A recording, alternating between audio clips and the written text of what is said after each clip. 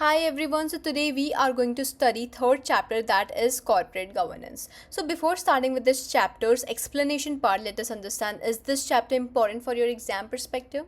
The answer is yes. This chapter is very important because from this chapter you can see section A question, that means examiner can test objective types of question from this chapter.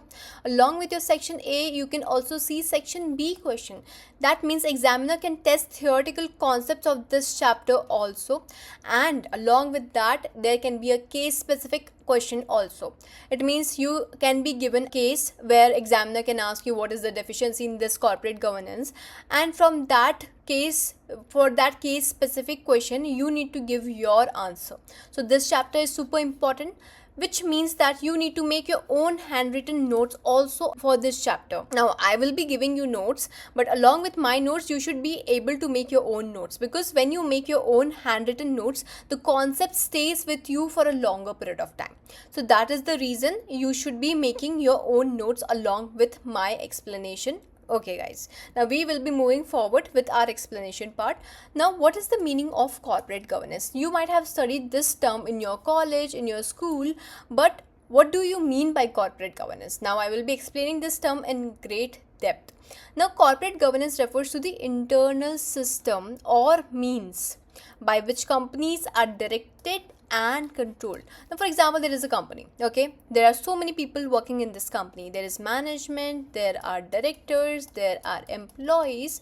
So if it is a large organization, then obviously there are going to be certain rules, regulations, policies, predetermined internal controls, which is going to help this company run, which is going to help these people know what they need to do, what they need to work, who is responsible for certain things. So in short, these internal system, or I can say internal rules and regulation of this company, are known as corporate governance. These governance are very important if a company is a publicly traded or listed on the stock exchange. Why? Because public's money is being invested in this company, and that is the reason having good corporate governance, having good control over your operation is super necessary. Now guys, let us understand why it matters, why it is important to have corporate governance in the organization. The very first point, enhanced transparency. Clear and open communication of operations and decisions. Now guys, if there is any information which is very crucial to the stakeholders, which is very crucial to the shareholders, then that information should be disclosed openly without hiding that information. Now for example, if any company is showing its profit, losses, or any decision in the report, then they should not hide the results. Instead, they should tell them openly, because investors should know the real situation, because their money is being invested in that company, right? Stronger accountability. If any decision is taken by the management, then they should hold the accountability. They should be responsible for the actions and the decisions which they are making. Now for example, if any company makes any wrong investment decisions, they invested money in a wrong investment decision and they lost the money, then the management has to explain why they took that decision. They cannot just ignore or hide the fact that they took this decision, and because of that reason the company suffered the loss, because ultimately the money is of the shareholders, right?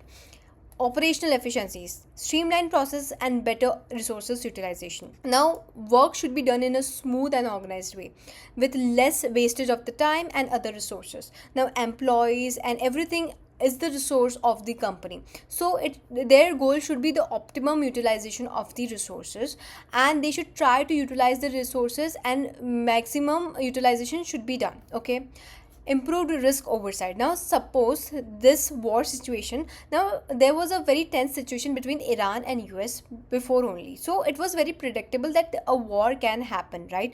So any company which is going to be impacted because of this situation might have already identified this situation and might have already proactively decided, like, okay, now this situation can arise and we need to mitigate this situation's risk. Because for example, any company which requires LPG in a huge quantity, now they might have arranged some kind of alternative for themselves for their operations, so that their operations will not be impacted so adversely.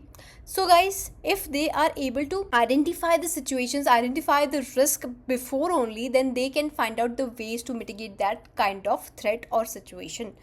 reduce mismanagement, lower probability of frauds, errors, and misuse of the authority.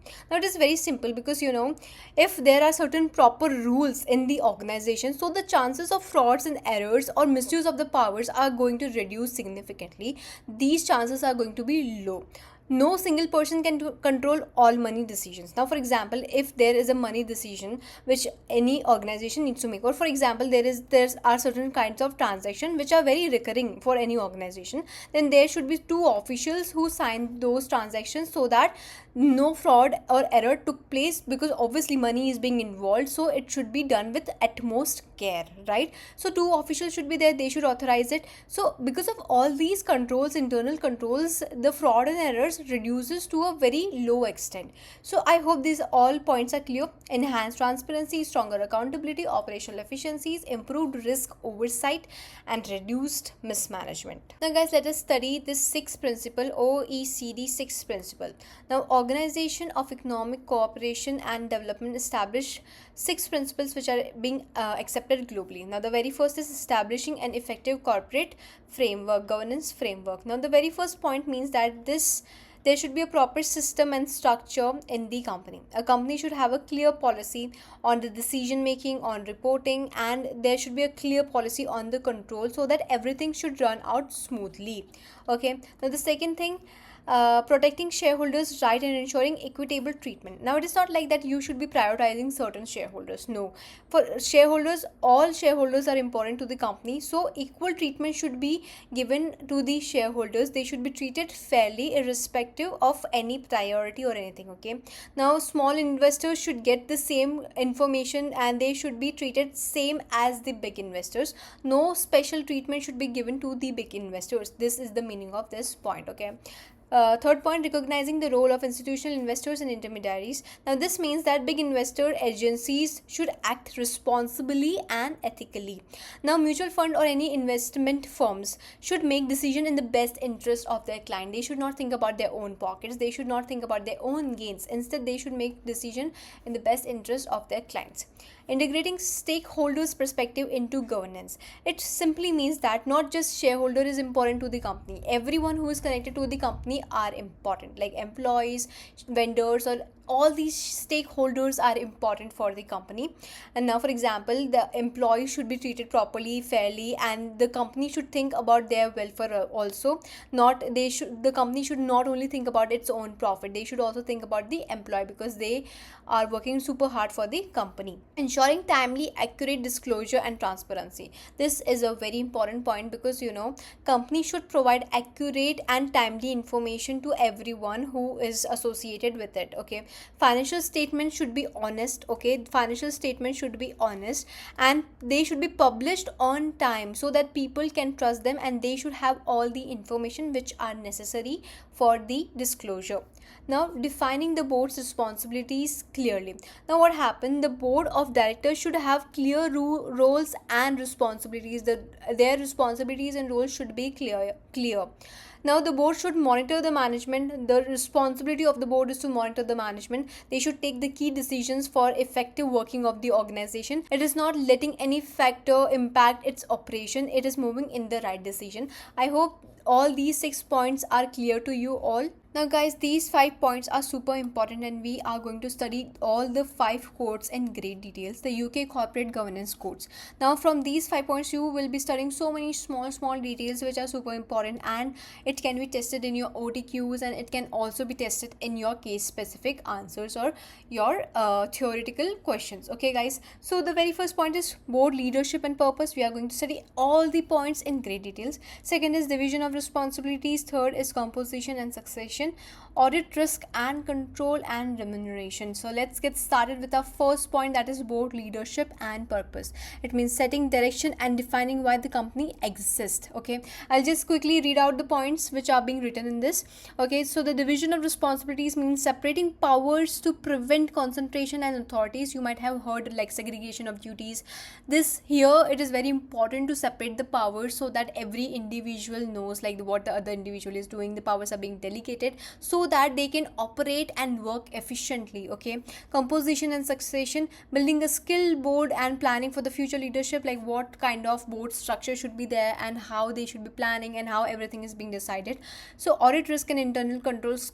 So here we are going to talk about the internal controls, integrities, and the risk. Okay, risk, all the points are super important, guys, I'm telling you. Remuneration, ensuring fair and aligned pay structure.